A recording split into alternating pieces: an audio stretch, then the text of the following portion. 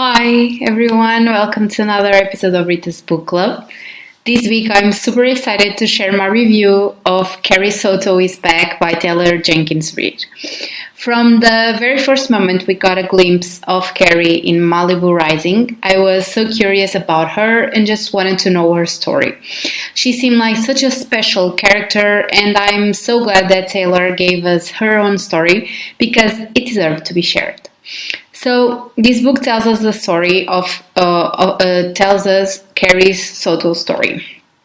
She is fierce, and her determination to win at any cost has not made her popular. But by the time she retires from tennis, she is the best player the world has ever seen.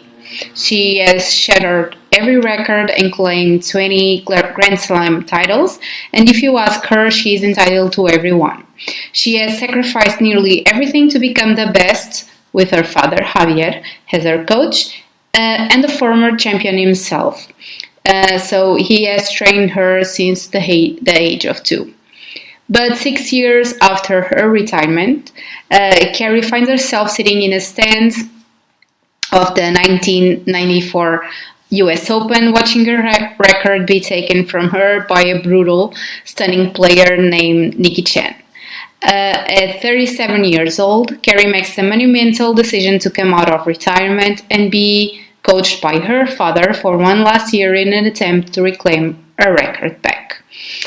Even if the sports media says that they never liked the Battle-Axe anyway, even if her body doesn't move as fast as it did, and even if it means swallowing her pride to train with a man she once almost opened her heart to, Bowie Huntley. Like her, he has something to prove before he gives up the game forever. So in spite of it all, Carrie Soto is back for one epic final season. After reading so many of Taylor's books in the last year, I say this with so much confidence that she can write such good books and stories. She has a superior talent to take these stories and make them so real and relatable that one of these days they will be the end of me. I knew that Carrie Soto would be an iconic from just the tiny mentions we got in Malibu Rising, and I'm so glad that I wasn't wrong. She is fierce and independent, but so fragile at the same time. She's a complex woman, and I'm so glad we got not only to see her understand her own past, but also to embark on a journey of rediscovering her passion for tennis and even life.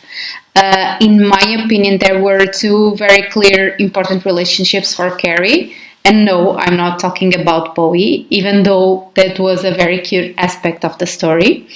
And they understood each other really well. But personally, for me, it was all about Carrie and her father and Carrie and tennis.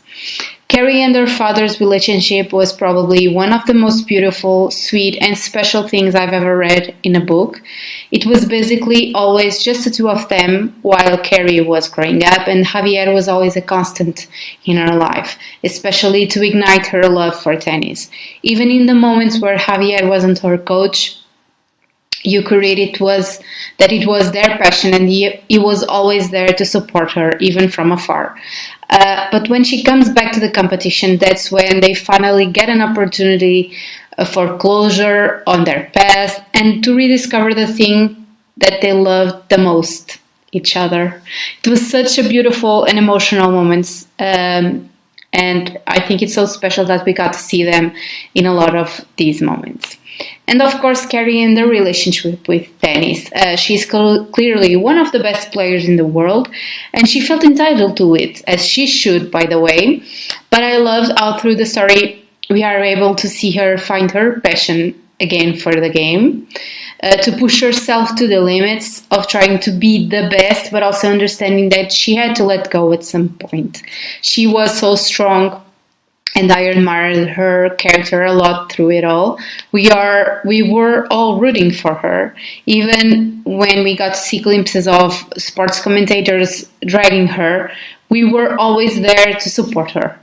I also have to mention two important connections that were made through this book that I think that were really significant to the story. Javier and Bowie. I love their banter and their connection to each other, and even how Javier was happy that Carrie and found a person to be always there for her and be supportive of her, understanding her on a deeper level. And of course, Carrie and Nikki. I would say it's very unlikely that their friendship would work, but it makes perfect sense, and their personalities were very similar. I really liked how they developed a friendship through a whole year of competition. I'm very curious to see if this will ever be adapted as a movie or TV show, because that would be really epic. The story is full of action, and it would be so visual to capture all the moments of the story and the competitions. So I think there is something to hope for in the future. As always, if you like this video, please like, comment, and subscribe to my channel. You can also follow me on Instagram at Rita's Book Club for more content. Thanks for watching and see you next week. Happy readings!